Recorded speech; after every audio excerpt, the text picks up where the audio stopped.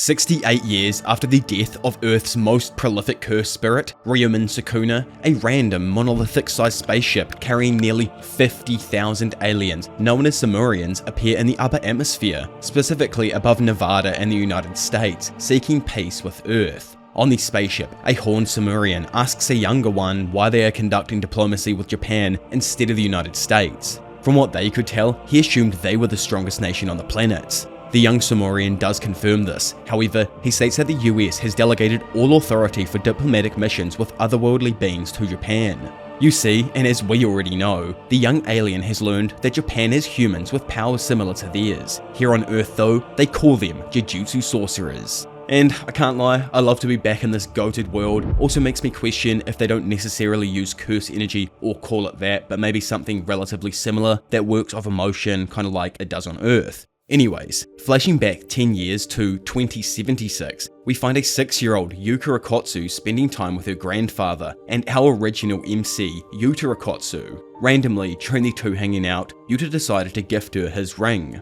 Yuka was initially reluctant, as the ring was his treasure. Knowing just how freaking amazing this ring can be though, Yuta explained that he only worried for Yuka due to her recklessness, so the ring would offer her some form of protection until she became a fully fledged Jujutsu practitioner. Stoked with that, Yuka vowed to work hard and become a Jujutsu sorcerer. I really love here how Yuta's head is still stitched on and everything. Dude could have completely continued his life if he wanted to, you know, swapping bodies and everything, kind of like Kenjaku did, but that isn't how he does things. God, imagine if Kenjaku makes a reappearance in this story like he has some kind of condition on his brain that brings him back after the death of Yuta. He definitely doesn't, but PTSD flashbacks right there. Anyways, after 4 years passed, Yuta ends up passing away. Rest in peace to our big goat, he can finally actually go and see Rika now. At his funeral, Yuka reaffirmed her promise to her deceased grandfather. After it came to an end though, Yuka's mother took her aside and ordered her to give the ring to her brother, Tsurugi Akotsu, as it was a cursed object registered to the Gojo clan's warehouse, and therefore not something Yuta could just give away.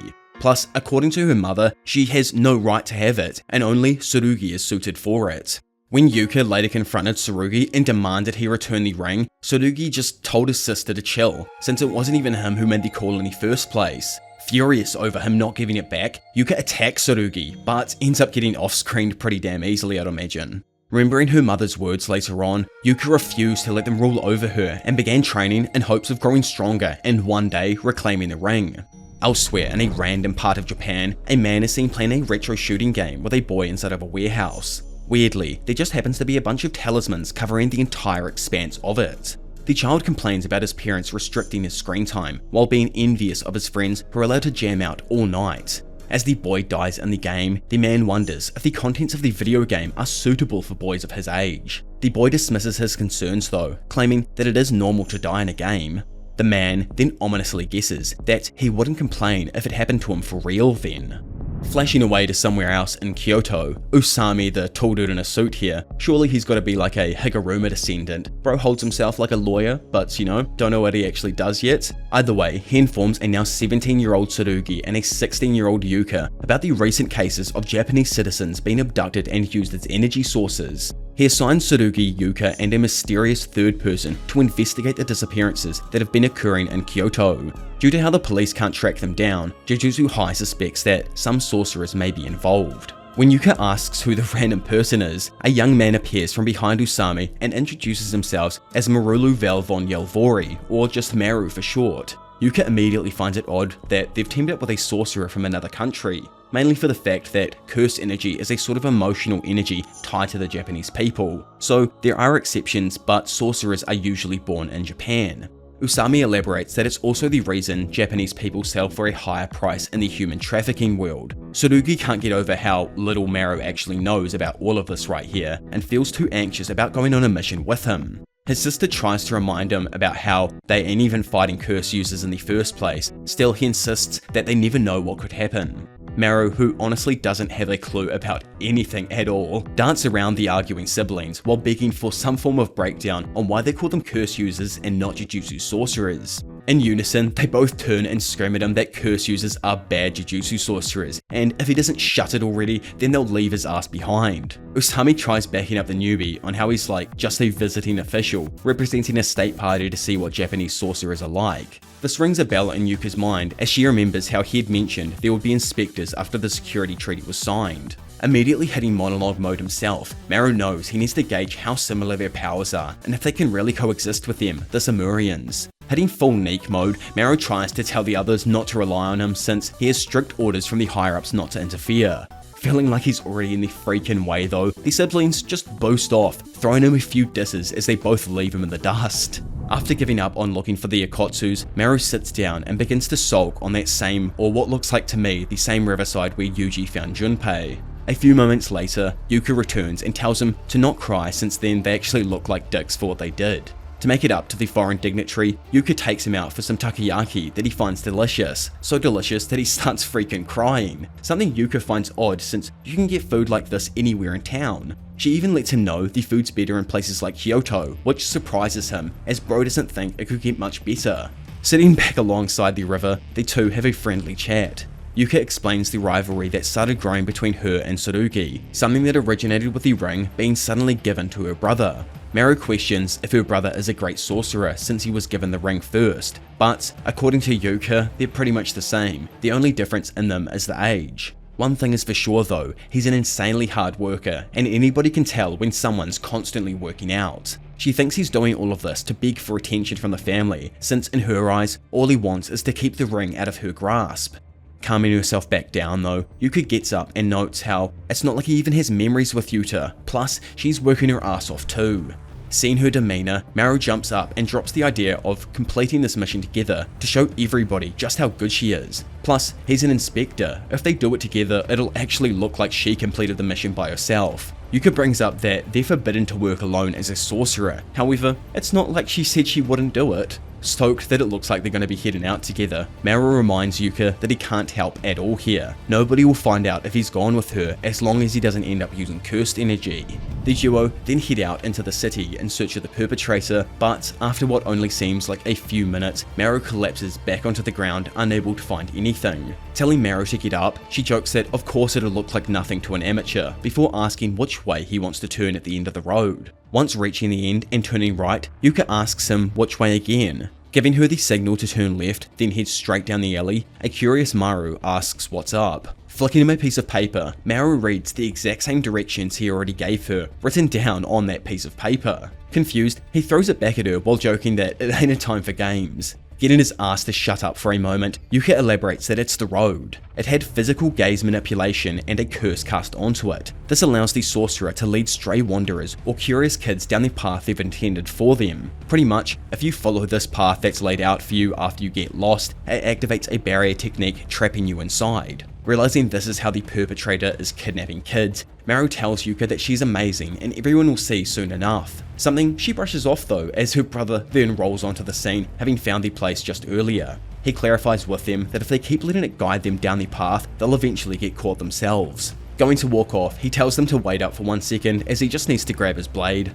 Watching him nonchalantly walk off, Maru apologizes to Yuka. However, she just questions why he's letting it get to him so much. Turns out Maru actually has a brother as well, a younger twin. Sadly, they don't get along, even though he's tried patching it up with him a bunch of times. Yuka asks what ended up happening between them, and he admits that it was really nothing. His brother just finds him to be so cringe it annoys the hell out of him.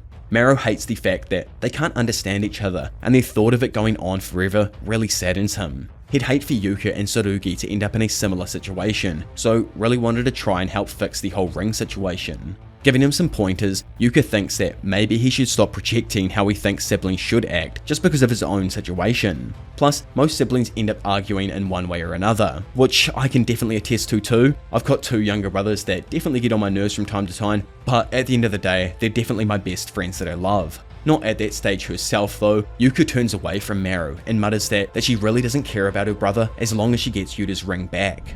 While this group discussion was going on, the 3 had ended up making their way to what they assume was where the path started. Pulling out some tape in anticipation to close the entranceway and make sure that, obviously no one else falls down this pathway here, he says that even if they don't block every path, it should still prevent the conditions for the barrier technique from being fulfilled, and that way no one else can get caught. Once finishing their taping, the group is utterly gobsmacked as this dumbass kid selling his life away just boasts it down the taped alley. They all quickly react, turning and running after the kid. However, it's too late. Out of the darkness, two large hands reach out and snatch the boy away before the others could grab him. Coming to an immediate stop as the hands vanish, Tsurugi can tell they're up against a top-tier curse user if they're able to work spatial transference into a barrier technique. Sheathing his blade now, he yells back to his sister that he's going in after the kid, so she needs to report back to Usami. She immediately refuses though, wanting to go in with him, but he shuts her down as he wants to prove to her he's the strongest. In the end though, they somewhat come to an agreement in trying to go together. However, as the hands reach out, they only snatch away Tsurugi. On top of that, it also only grabs him and not his curse energy infused blade.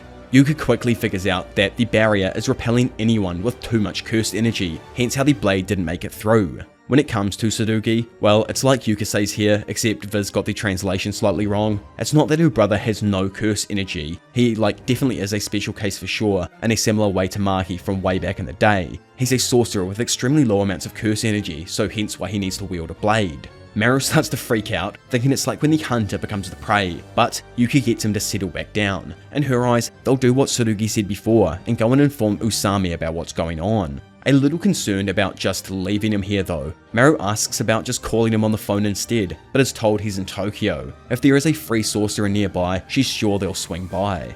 Knowing this isn't right here, you can't just leave your brother to get cooked, Maru speaks up trying to tell her, but is immediately screamed down by Yuka. Standing on his own feet though, Maru screams back that if something does happen to Tsurugi, she'll regret it for the rest of her life. Plus, he might also have a change of heart someday, but if he dies now, that can never happen.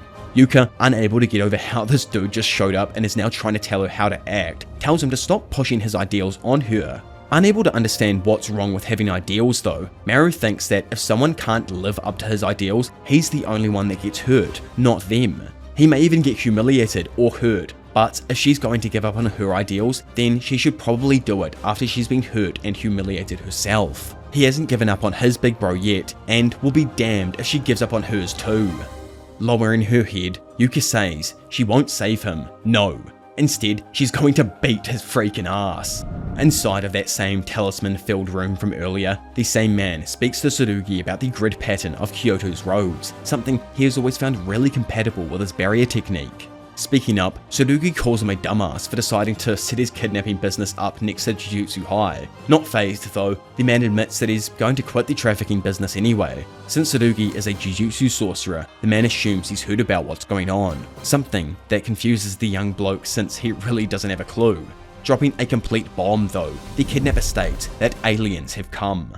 A silence rings throughout the room until Tsurugi breaks it, accusing the dude of being an insane tinfoil hat wearing bozo. The kidnapper continues though that the Inspector Generals declared the extraterrestrial invasion as a special grade incident on par with that of Ryumen Sukuna from 86 years earlier. Ever since the Kyoto Paranormal Security Treaty was enacted, all diplomacy with aliens has been left up to Japan.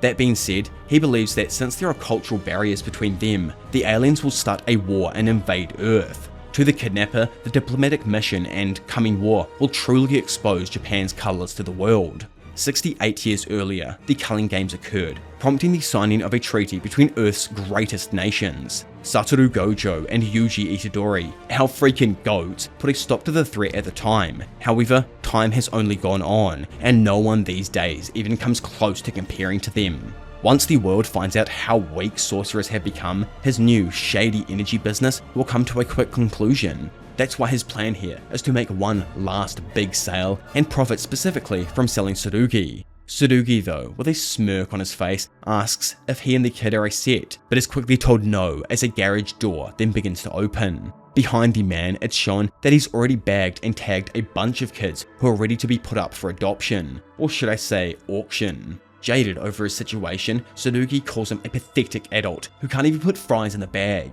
Head-kicking the defenseless student, the kidnapper tells him to stop acting tough. He's in the old part of town now, a specific area that was left to rot from back in Yuji Itadori's days. He begs for him to scream for his life because no one will save him, when randomly and all of a sudden, the nearby door goes flying off its hinges, smashing into the kidnapper and pushing his ass to the floor.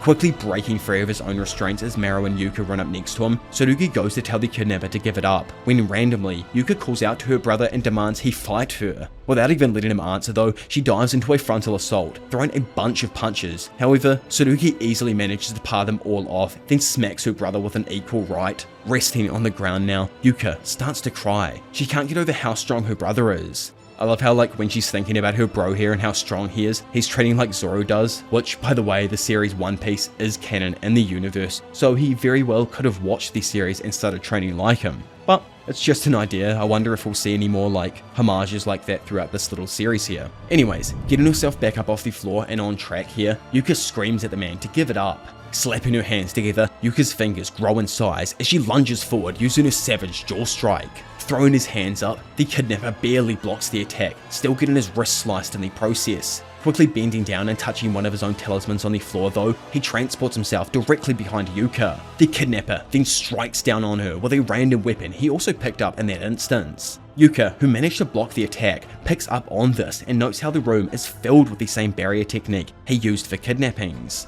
Getting pissed off himself, Tsurugi demands that he get given his katana. All of a sudden, the kidnapper is caught off guard by a random sound cutting through the room. The cursed Honeyagi, wielded by Tsurugi, uses the sparks generated from the scabbard and infuses them into the blade. Moving into his stance, Tsurugi activates the new shadow-style Bato sword drawing technique, sending out an extremely fast set of slashes that tear through all of the talismans in the room. From the kidnapper's left, Yuka then once again activates her savage jaw strike before closing in and hitting him with biting fist, a rotation-based move that launches the kidnapper across the room. With everything seemingly coming to a happy conclusion, Maru lets them know that the kids are perfectly fine. Still, Tsurugi thinks it's best that they don't touch them before an adult sorcerer arrives, which probably makes sense, they don't know what kind of spells over the kids or what kind of curse could be on the kids and whatnot. Sitting down next to his sister, Ruki admits that she's gotten way stronger, but because of that, he'll work even harder too, so that one day he can give the ring back to her. Flashing 10 years back into the past, we see that unlike his sister, Tsurugi's more prominent relationship was with his grandmother, Maki Akotsu. She admitted that he was just like her, he naturally gets stronger through loss. Still, it's a double-edged sword, so she warns him to be careful and learn to leave things. One day, after stumbling inside, Ruki heard the discussion between Yuka and Yuta about the ring, and then after finding his grandmother outside, asked for one from her. Explaining how it's a protective ward to him, Maki lets him know that he doesn't need it because he's strong. Then, at age 11, his mother gave him the ring. He didn't understand why, but was told it was because he needed it the most. It was the Gojo clan's decision, and what he wanted was irrelevant. Unable to accept this, he ran through the woods, extremely hurt by the idea that he needs a charm for protection. Then and there, he vowed that one day he's going to make them say he doesn't need that ring. After all, he's Maki's grandson. He mentally apologizes to Yuka for what happened, but promises he'll only hang on to the ring for a little while longer. Back in reality, Yuka looks down on him, confused about what he could possibly mean by that, when all of a sudden, the kidnapper's voice echoes throughout the room. In his eyes, they are idiots, and all idiots should die. Black lines then shoot out from his body across the expanse of the room, causing both of the sorcerers to realize that the dude means to leave with the kids now. Slowly getting back to his knees, Bro says he's already got a buyer. Opening his third eye though, Maru catches everyone off guard as he stares directly into the eyes of the now confused kidnapper. Seconds later, the random dude just drops to the ground, unconscious, after being hit by a wave of whatever Maru's power is. Snapping their heads back around, both of the sorcerers remember how they've heard a rumor about aliens, and straight up question if Maru happens to be one. Walking through the Kyoto Museum of Emerging Science and Innovation, Mino can't understand why Usami is skirting the Ministry of Health's regulations. He brings up how the aliens might have pathogens or an infectious disease that could affect them in different ways. Usami thinks it's different though. He brings up how they know nothing about their religion, language, history, or culture. If they start treating them like a disease, the aliens could declare war on them in an instant. They don't understand how their biology works, and sending them a bunch of jacked up dudes could set them off. Pretty much, Usami feels like this all comes down to luck from here on out. Randomly, a nearby door opens and two aliens enter the room.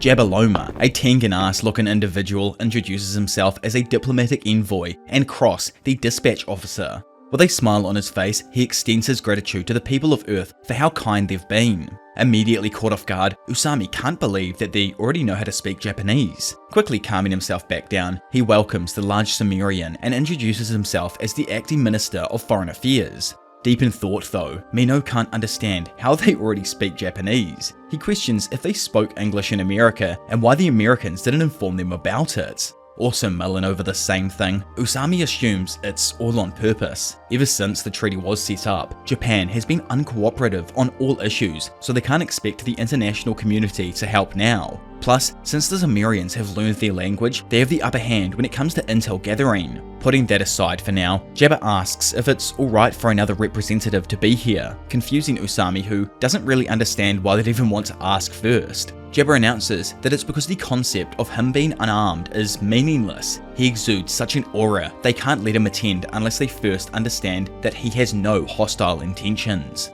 Following this, a presence that shattered all expectations entered the room, drowning both Usami and Mino in a wave of pure disbelief and despair. Later on, after the meeting concludes, Mino can't relax himself. He knows how cooked the entire situation really is now. This being really is something on par with Ryomen Sukuna, a special grade demon. Also, I just have to mention, a special grade thing in general has such a wide spectrum of grading. Just because bro is considered on the same level as Sukuna doesn't necessarily mean he's stronger. Yuji and Yuta and a bunch of other people from day one were given the ranking, but over time they grew into something more extreme. So, you know, there's multiple rankings almost inside of special grade. The ranking of special grade to start with just means that they have the potential to be a global threat, not that they are yet one. Although I imagine the Sumerians as a whole could be considered a global threat and something similar to Sukuna. I'd love to know your thoughts on all of it down below either way. I think 50,000 people rolling up to any country or any nation is a pretty massive threat.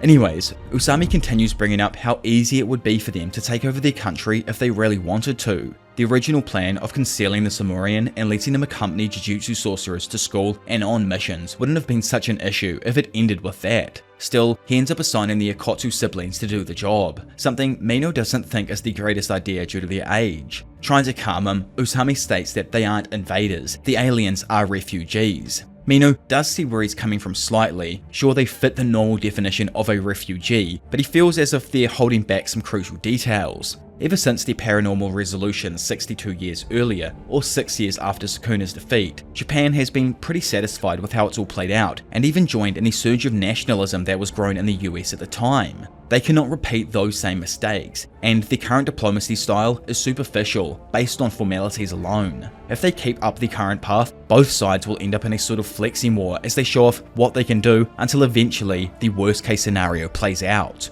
war. Unable to disagree with his sentiment, Usami knows that war is the one thing that must be avoided at all costs. They have to strive for true harmony. As adults, it's super hard for them to open up their hearts to the Sumerians, and that's why they need the spirit of the new generation. Mino, not really expecting him to drop that bomb right there, double checks that they really are going to entrust the entire fate of Japan and the world to a couple of teenagers. Elsewhere, Yuka tells her brother he's making a stupidly large leap to think that aliens have arrived on Earth. Tsurugi can't shake it though. Ever since the security treaty, all diplomatic missions with aliens has been the responsibility of Japan. Which makes me question, has there been other aliens that have come to Earth ever since? Or are just massively strong Jujutsu sorcerers called aliens, I guess, in the greater scheme of things to the outer world? According to what the kidnapper said, aliens are being treated as special grade on par with Ryomen Sukuna. Even though the kidnapper was trash as hell, they can still kind of trust his judgment. The Japanese human trafficking business is absolutely massive, generating billions each year. Yet, the kidnapper was going to just quit because of the incoming invasion. Tsurugi assumes that if a bad guy like him is really quitting, then it has to be serious. Plus, he reminds her that she also saw it for herself, just how different Maru was. Yuka jokes that there are a bunch of weirdos out there. However, Tsurugi can't get over how the dude literally has a third eye on his forehead looking like Tien. I wonder if they've seen Dragon Ball Z as well and we'll get some like Tien reference at some point. Either way, sadly, they can't just go and check if he really is an alien due to how Asami has introduced Maru to them as an inspector from a state party of the security treaty. Even if he was an alien, Tsurugi knows they aren't exactly going to share vital information with grunts like them. Like previously, Yuka doesn't mean to actually check with Usami, and kind of just wants to sneak off. Still, Tsurugi finds it all pointless, not to mention that he doesn't even trust Maru yet. Bringing up someone Yuka knows he can trust though, she reminds him of the kidnapper, someone who might have a bit more knowledge in store. Moments later, we find the duo meeting with that said kidnapper in a secure location. Turns out, the kids had to go full on rickroll Mino and lie to him about the perp carrying an explosive in order to quickly get inside and talk to him. Inside of the truck, and after a few verbal jabs from either side, the kidnapper, who we still don't know his freaking name, is asked for the info on how he knew about the aliens in the first place. According to him, basically any information managed digitally will become leaked, especially those from government offices that are scrambling to fix their systems after the AI regulations were put in place. That's who this freaking man reminds me of. A little bit like Charles from during the Culling game. Honestly, I might just call him Charles from here on out until we get his name. Probably will never get his name, but, well, he goes to continue on his alien strain, but Yuka cuts his ass off, unable to believe the entire premise surrounding aliens being real.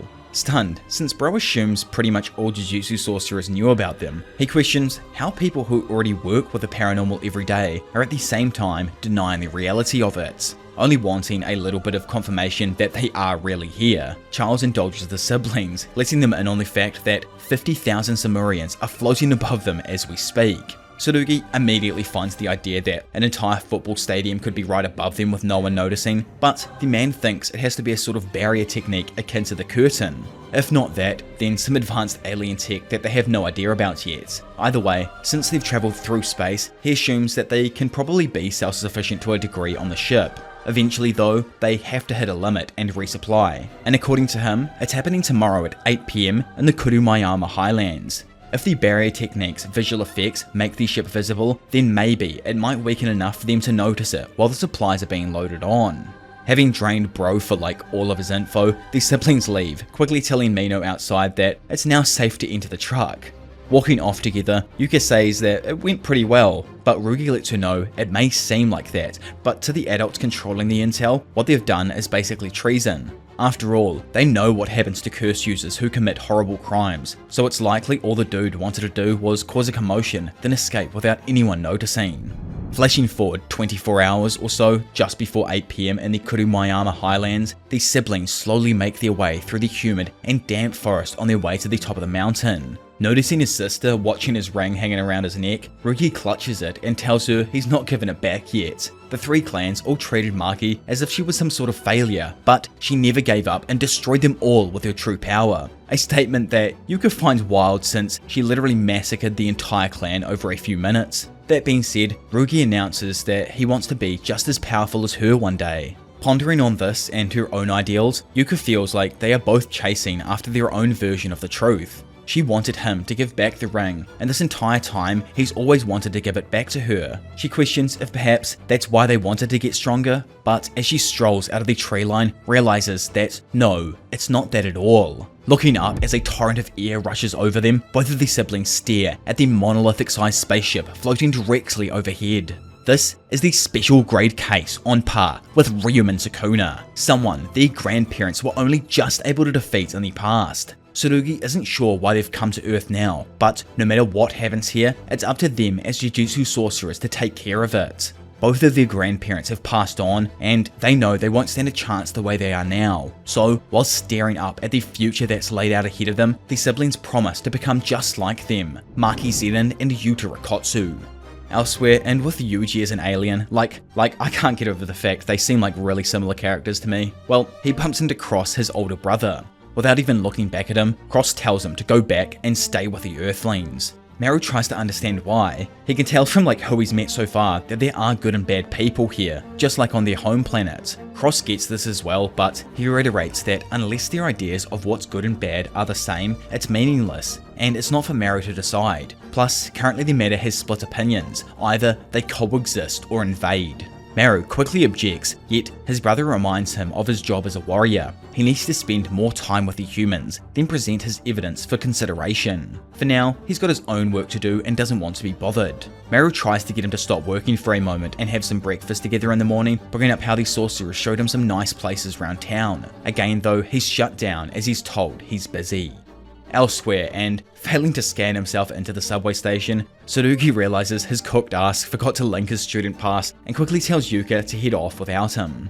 Sometime later, atop a random rooftop overlooking the city, Tsurugi finds who he thinks is Maru and tells him he should probably walk back slightly. If anyone sees him from below, they'll call the cops thinking he's kermicidal. He goes to question what rules he has on his planet, but is told to shut up before the alien then darts off. Standing there, utterly confused with what the hell just happened, Tsurugi starts getting mad, unable to understand what's wrong with Maru. Loading up the new map, we find ourselves spawning in as Usami assigns Yuka and Tsurugi a brand new mission. A man-eating shark is on the loose. Obviously, it's a simple mission where they need to exercise the beast, however its location in Gifu leaves everyone confused since there isn't an ocean anywhere nearby. Moving into the mission, the trio as instructed travel to Gifu Prefecture by train, which is around a 2-hour journey. While brooding over the previous night's events, Tsurugi lets Maru in on the knowledge that only cursed spirits appear in Tokyo. They are a byproduct of leaking cursed energy from Japanese citizens that eventually take shape. For years now, these so-called suppress their threat missions, like the one they're on now, have not happened outside of Tokyo, and because of that, Tsurugi can only assume the new occurrence is because aliens have arrived. Immediately tilting, Maru dismisses the idea, insisting that there is no correlation between their species and the random swimming shark that's just showing up. Loading into Gifu, the crew is given the rundown on the current events. Apparently the shark had already claimed 2 victims, witnessed by at least 3 people. After interviewing one witness, an off-meta old fart with cataracts, Yuka remains skeptical, but presses on to meet the next. Off by themselves though, and scouting out the map, Tsurugi and Maru investigate the woods together. After a moment, Rugi asks Maru if incidents like this are happening all across Japan because of a secret alien invasion. Offended with this, Maru snaps back that humanity's morality and rationality haven't developed enough to criticize the actions of aliens. Blown away with the freeloader, Bro reminds him that the Sumerians were the ones seeking refuge on Earth. Confused then, he asks why Rugi's super antsy and acting suspicious towards him. Raging out because dude knows that they could pretty much die at any moment on an assignment like this one, Tsurugi lets him know that he doesn't want some AI bot weighing him down. Fighting back, Maru can't get over how he sounds just like his older brother and asks his dumbass why he thinks he's an idiot. Just letting it all out like your mid-argument with the missus, Tsurugi brings up how easily Maru subdued the kidnapper with his mysterious curse technique and questions why he didn't just do that from the start. Maru tries reiterating that his mission parameters were different, but Rugi just finds it gross that he put his orders above the life of a random kid.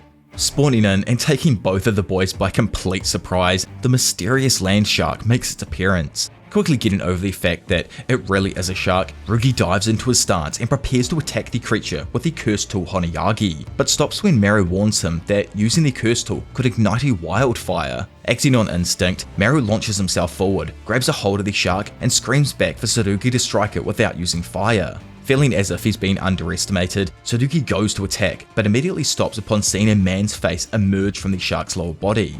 Looking at them, the old man notes that he hasn't seen them around here before, shocking the kids who scream out in horror that it's some old geezer. Getting the boys down on their knees, pause, Bro tries saying that he really isn't an old man, he's only like 46 years old, which I can't lie man, you're definitely unk status, like you could be someone's dad for sure, before asking what the hell they're doing out in the countryside now. Cutting them off though before they can even continue talking, he further reveals that he's a former Jujutsu High alumni. Getting back on track though, Maru relays the mission deets to the old bloke and asks if the man is the man-eating shark that's been terrorizing the region, but he denies it since he only eats snacks and drinks beers. His name is actually Osada, a former Jujutsu sorcerer. What they're hunting isn't a shark, but a man-eating tiger that goes by the name of Taranosuke. Having an in-depth understanding of Japan's map layout and animal spawn rate, Tsurugi expresses disbelief that a tiger could even exist. Osada explains though that a pair of tigers were smuggled into the country by illegal foreign traders about a quarter of a century ago, and eventually they made their home in the mountains of Gifu.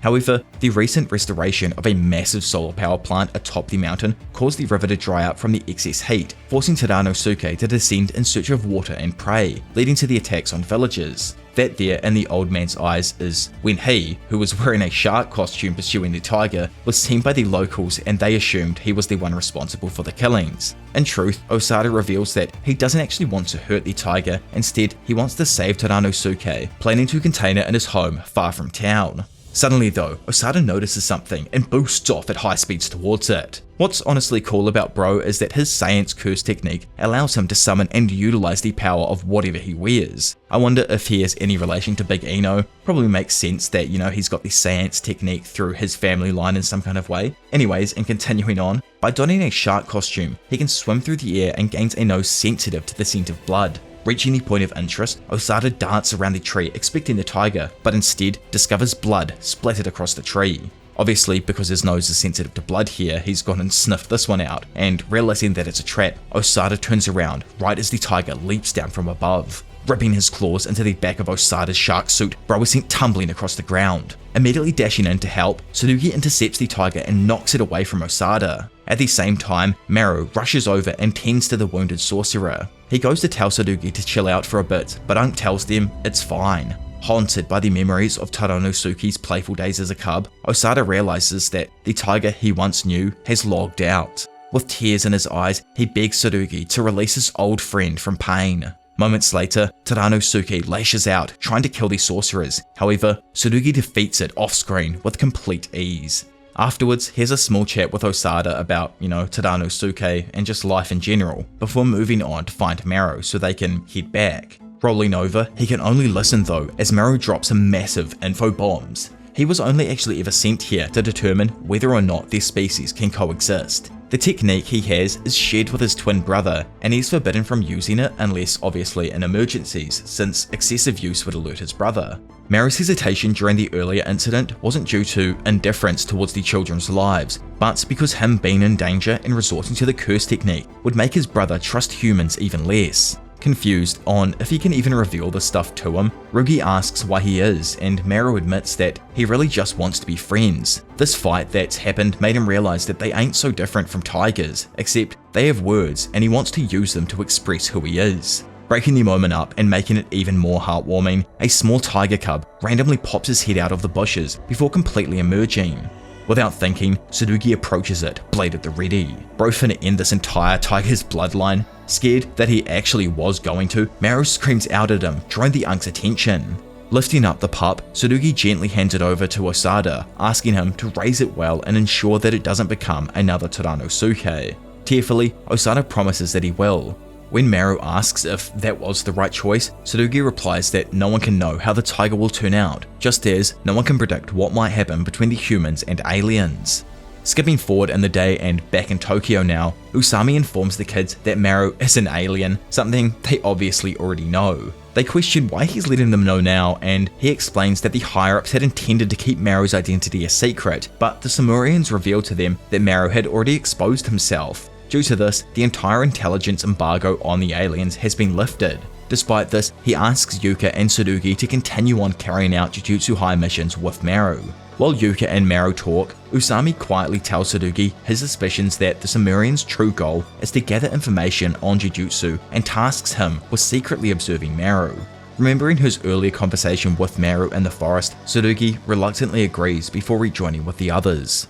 Soon after, Mino briefs them on a new mission, one at Shuhei Elementary. The mission involves this cooked-ass child who's had to repeat the first grade for 3 consecutive years. You all probably knew one in school, but bro was hella cooked. Funnily enough, he never repeats under the same name, instead using differentiations of the original like Masayoshi, Masaaki, and now Masaki, yet his appearance never changes. When Masaki's teachers attempted to call his parents, he received only a glitchy, pre-recorded message. Minu further reveals that the same student has transferred out and vanished with his family each year before advancing to the next grade, only to return the next year at the same address under a new name. Breaking it down for us illiterate ones here, Ruki explains how Minu suspects a curse user is impersonating these children and murdering their families. To him, it's likely they are using some form of rental property to lure in victims. Sadly, they haven't been able to track it down yet. What's truly made him brick his pants though is the carelessness of it all. If there is a curse user behind this, it's as if there's no rationale. They've called it an investigation, but there's also a huge chance they could go head to head against a curse user here. If that's the case, Mino warns them to not rely on him in combat, which they know since he's pretty damn useless. He's kinda, like Ajichi from Jujutsu Kaisen. He just does the barriers and that's pretty much it. Moments later, Yuko and Mino hop in a car in preparation to investigate Masaki's house, while Tsurugi and Maru are sent off to find the random kid. Having located the school, the boys creepily wait outside, spying on the locals as they leave for home. Spotting the little bozo leave for the day, Tsurugi hits demon mode and quickly confronts the kid, causing him to panic and run off. They give chase, but quickly come to a halt when they see a large curse spirit rising up around the boy to protect him. Unconcerned, the boys try attacking it, however, the curse blocks them with ease before returning back to the child's side. Noticing how it doesn't harm the kid, Tsurugi assumes that it has to be some sort of Shikigami, something Maru refers to as a Keilan. Dropping into deep monologue, Ruki is sure the aliens are the ones calling the shots and they're currently using Maru to gauge the nature of humans. In their first encounter with a curse user, Maru was worried about whether or not he needed to use his technique. Now though, they can't let him fight. Their objective is to get through this entire testing period without incident. Randomly bringing everyone back to reality though, the boy breaks down and begins apologizing. A little while later, the group chat with the kid in a park about what really happened. Sadly, the kid had found his mother dead 3 years earlier. He didn't want to move, so he begged her to let him stay in the first grade forever. After her death, his mother's lingering spirit granted that wish. Masaki, whose real name is Masayoshi, leads them to his house, where Tsurugi and Maru uncover a set of bones they believe belonged to his mother. When asked, Masayoshi tearfully admits to burying her body himself, which is like, damn dude, that's hella deep. But moving on. The kid hilariously asks if the ops are gonna throw him in jail now, and Tsurugi reassures him that he won't be arrested. Most likely, if his dad also isn't around, he will be taken to Jujutsu High to learn how to control his curse energy. While comforting the kid himself, Maru shares how his home, everything he once knew, was taken from him, and he doesn't ever think he can fill the hole that's left. That is, until he becomes someone else's neighbor, a friend who understands why the things you care about are so important to you. As they speak, Tsurugi receives a call from Yuka, who reports finding 5 bodies buried at Masaki Takeda's house, confusing bro since he's supposedly at the same address. Realizing the deception that's going on, Tsurugi turns just as Maru is hit by something, causing him to fall to the ground unconscious. Realizing that his little gig is up here, the child begins manically tearing at the skin on his face, revealing a grotesque elderly man beneath. In a random house somewhere else in the city, a young girl calls out for her mother while she's busy working away on the phone. Irritated, their mother walks into her daughter's room and demands to know what's wrong. The girl looks equally confused, staring at the water that was once in her cup, now floating in the air before her. Literally have no idea what this has to do with the series at the moment, but we move on. Meanwhile, Tsurugi's battle with Masaki Takeda continues up on some random rooftop now. Also, quick fact, Takeda could be related to the faculty member from Saitama Uramai East Junior High, the same one that Megami went to. He was the dude who told them all about Yasuhachi Bridge and, knew about them bungee jumping off it and whatnot. So maybe he got affected by a curse spirit at a later date, or his family did. But, either way, and worried about Maru's condition, Tsurugi wants to check on him, but the curse user's unexpected skills keep him occupied. Everything else about the situation went how they predicted. The only part that didn't was this old geezer. Activating his own Shikigami's ability, Maternal Wraith's Fury, Marmalade Boy, the old man lunges at Tsurugi, trying to skewer him with a needle-like sword. Easily blocking the attack and getting some distance, Tsurugi realizes that the guy might even have skill on par with a grade 1 Jujutsu sorcerer. Having gotten him into his trap, Masaki pulls on the string attached to his needle, tripping Rugi as the hidden wire wraps around his ankle. Towering over him now, the Shikigami strikes down with its own needle, now just barely missing the sorcerer as he dodges out of the way. During a brief respite now, Tsurugi asks if Masaki ever considered using his powers for good. Masaki admits he once did, but claims that such notions only belong to the young. He believes that, after a certain point, saving a life feels no different from taking one, though some emotions always remain vivid, no matter how often they're felt. He confesses that he fell in love with the feelings, memories, and scenery of being a first grader and wished to stay one forever. Slowly creeping his way towards the sorcerer while repeating himself, Tsurugi realizes that the root of the entire incident stems from this old Kuna actually going senile and losing control. Taking things up a notch, Tsurugi opens up his new Shadow-style simple domain and activates Maculation. Pretty much, and due to Bro having a restriction on him, Maculation allows him to channel the cursed energy stored within the blade. In a flash, both the Shikigami and Misaki attempt to stab Tsurugi with their needles, however, he easily manages to block their attacks. Launching himself out from between the duo, Rugi plants his feet on the Shikigami's head. Kicking off, the Shikigami is sent shooting off into a nearby building, allowing Rugi to deal with Misaki by himself. Emerge from darkness, blacker than darkness, purify that which is impure.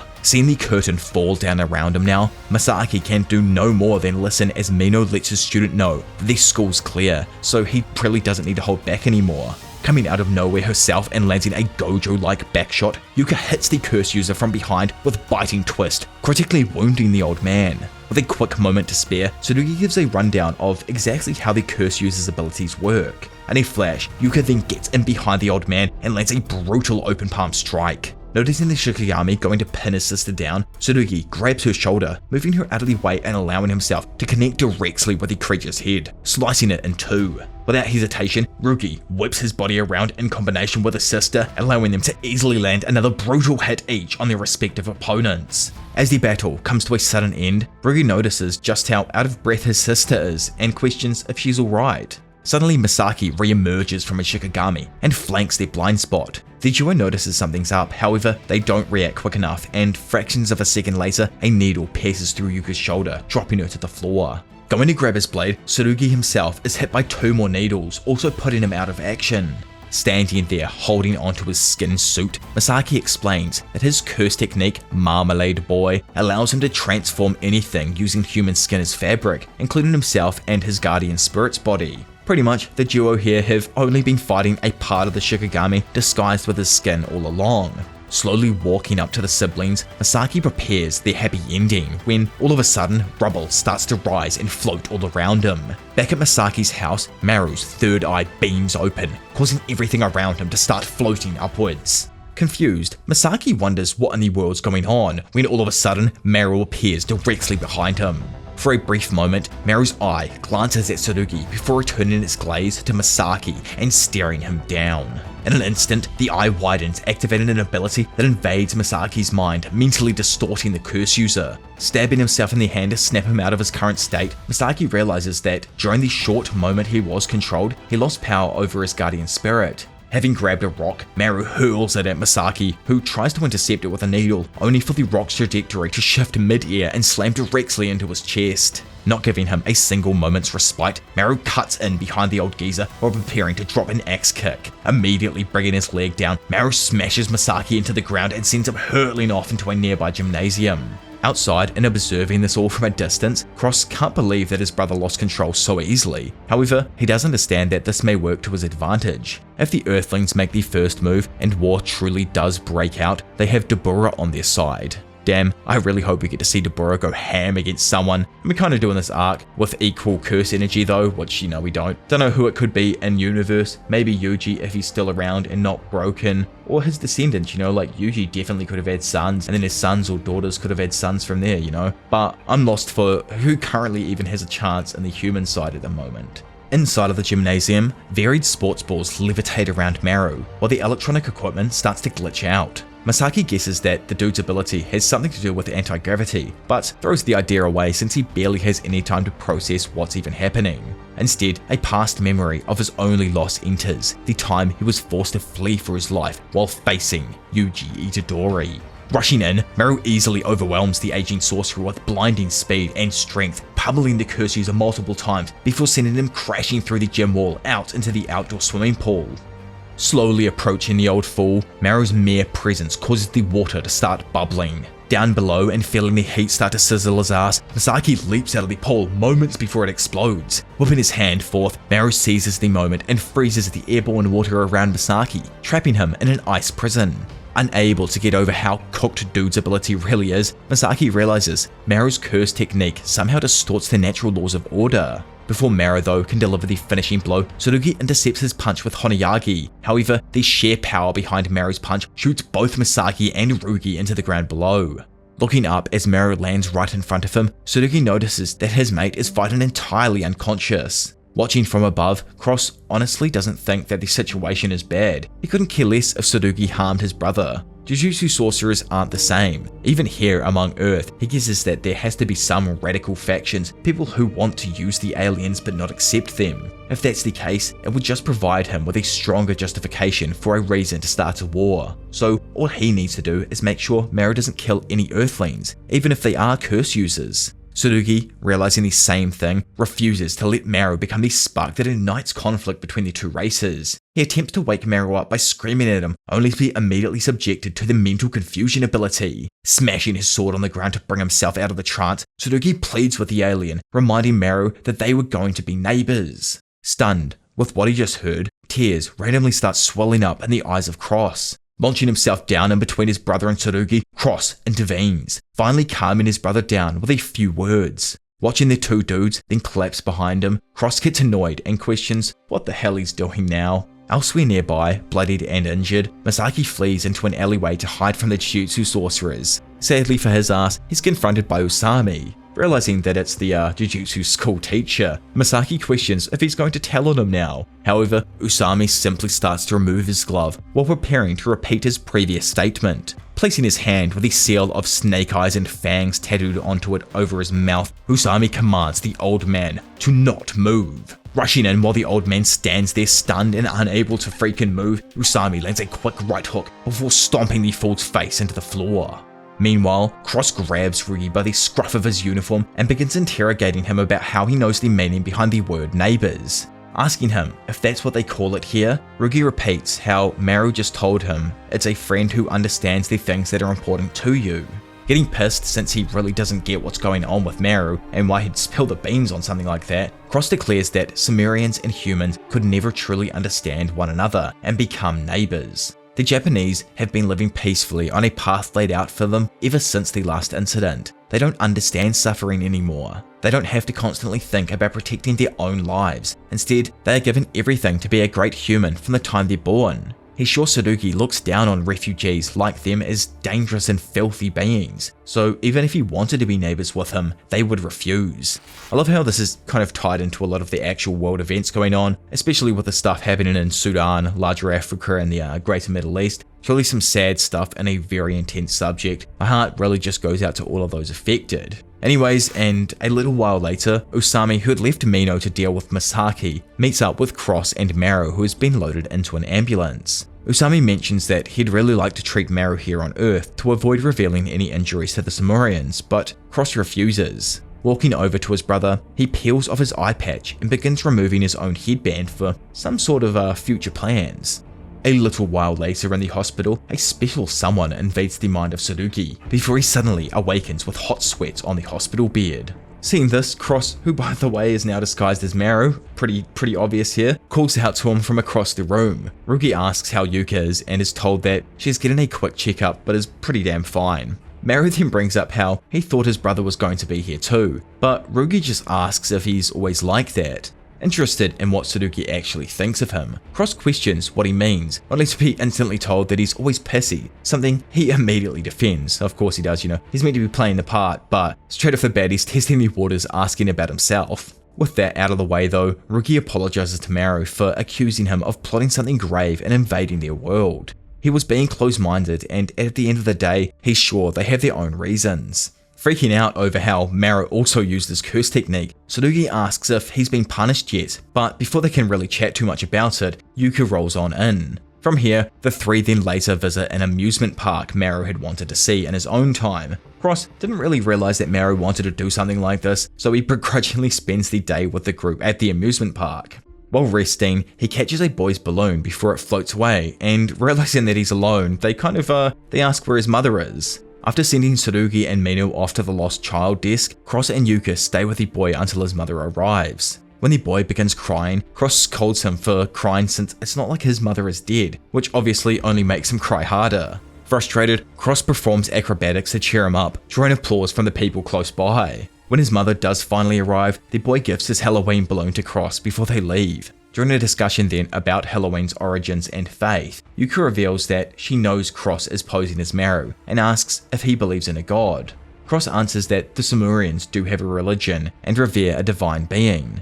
Yuki then brings up the Fumii and admits that she struggles to understand why Christians once refused to step on an image of their god even under the threat of death. This Fumii thing or Fumie thing is super interesting and was pretty much at its most basic form used by the Japanese government throughout history to uncover Christians and their sympathizers. Anyways, Cross counters her by asking if she could trample on something living instead of a tablet, giving her a new perspective.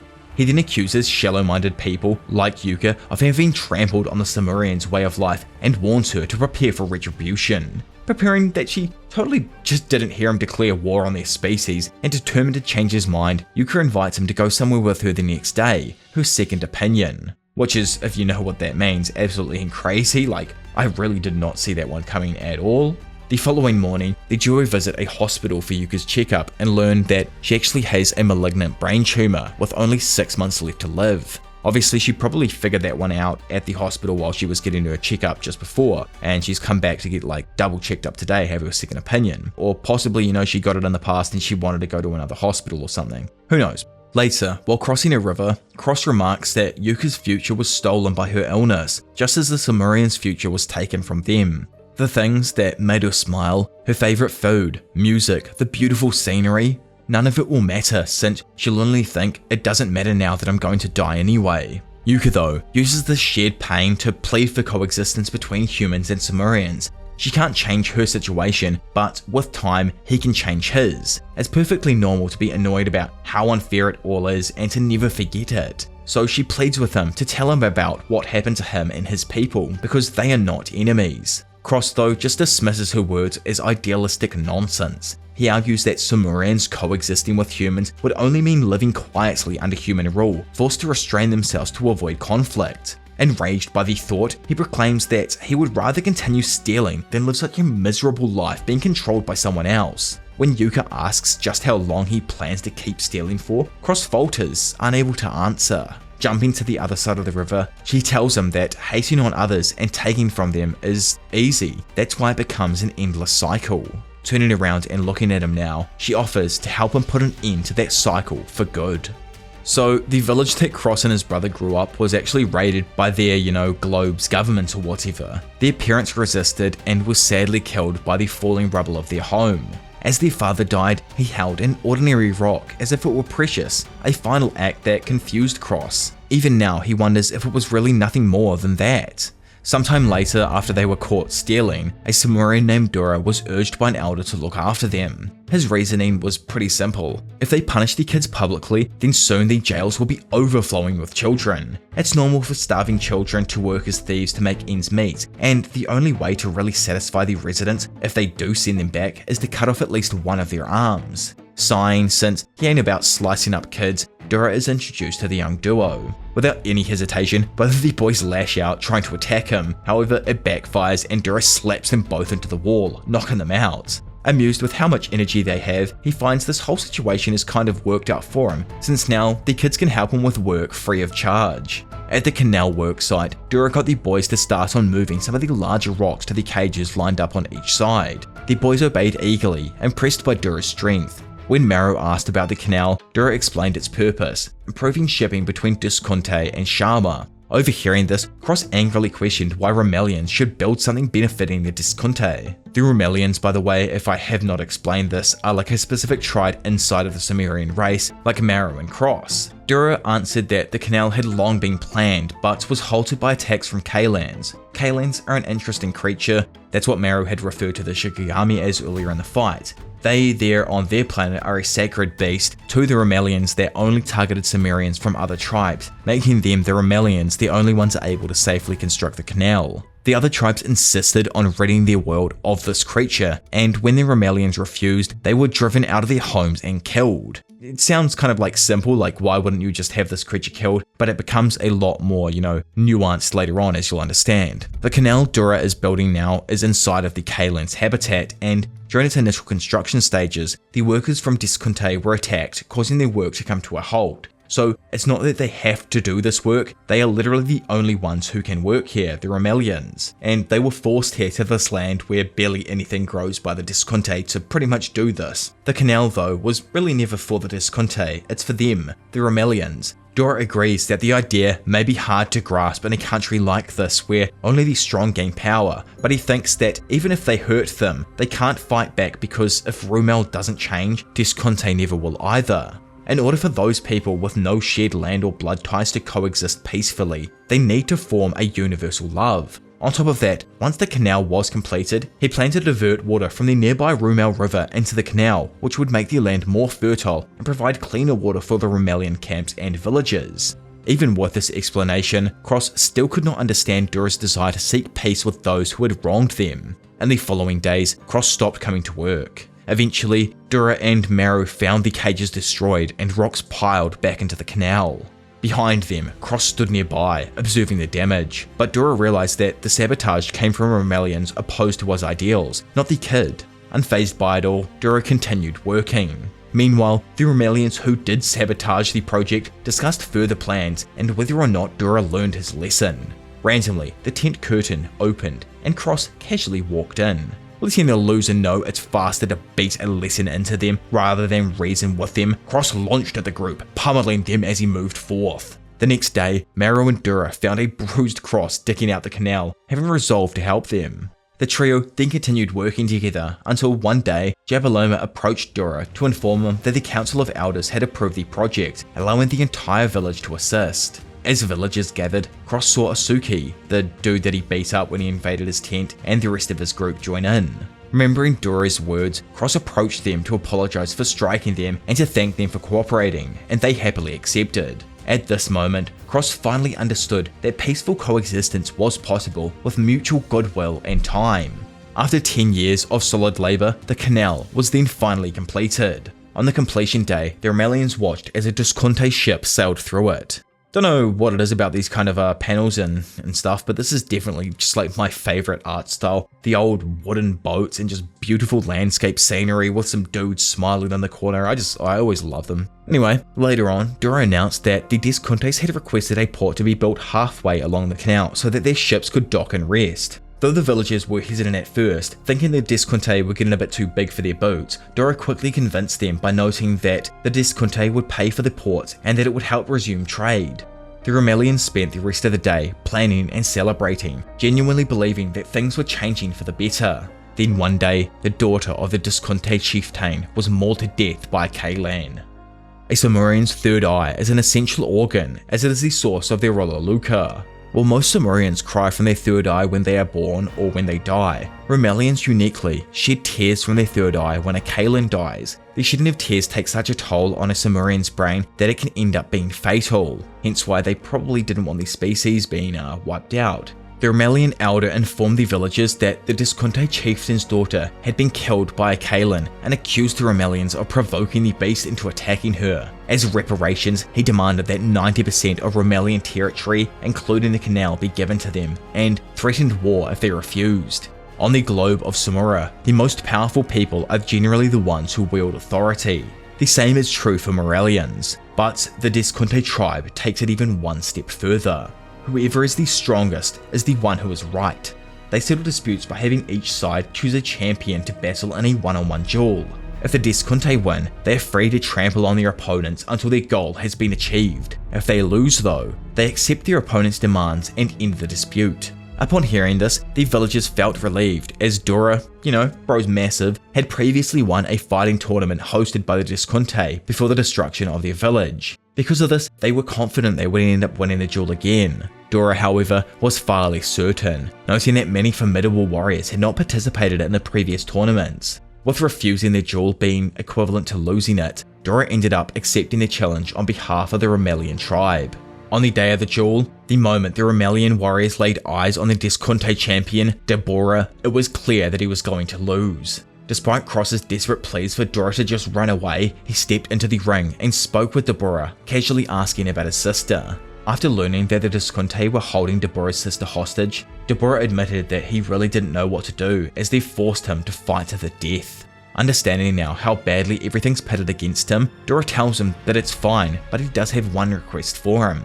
After they finish, Dura asks him for a few moments longer to address the crowd, since there are more tribes here than just the Rumelians and Discontes. He reveals to them all the true reason behind why the Disconte invaded the Rumelian territory.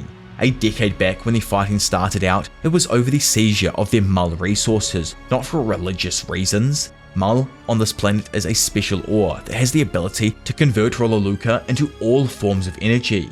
With it obvious how much money the Disconte have made from the Mul, he implored the crowd to respect the Rumelians' way of life, to help them and to treat them as neighbours. Once Dura finished his speech though, the Disconte chief ordered Dabura to begin the duel. While all of the Rumelians recoiled in shock and disgust at what was going on, Dura was beaten to an utter pulp before being defeated and killed by Dabura. Enraged, Maru attempted to jump the barrier and attack Dabura himself, but was stopped by Cross. Lifting his face out of the dirt, Maru accused Dabura of disrespecting Dura by holding back during the duel, prompting Dabura to explain that he did so because he didn't want to damage Dura's face.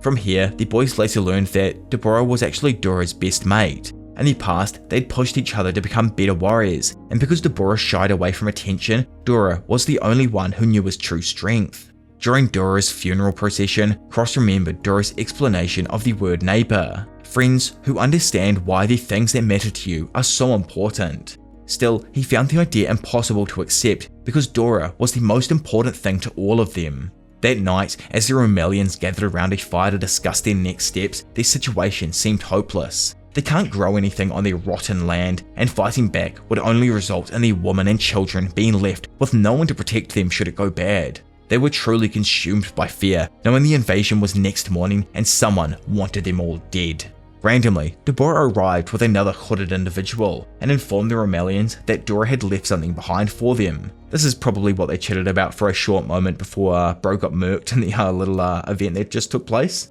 He then guided them all to a pit filled with a massive quantity of Mul ore that Dura had unearthed while constructing the canal. Stunned with all of it, Maru slowly walked up to the large pile that Dura had separated.